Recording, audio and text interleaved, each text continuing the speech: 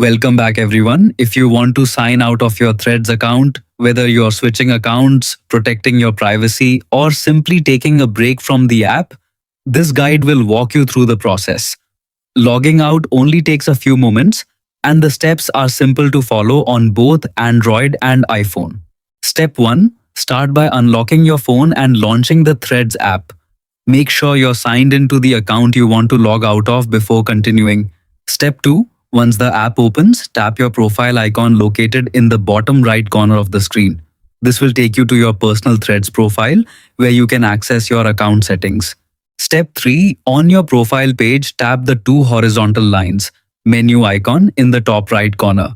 This opens the settings menu where you'll find various account and privacy options. Step 4.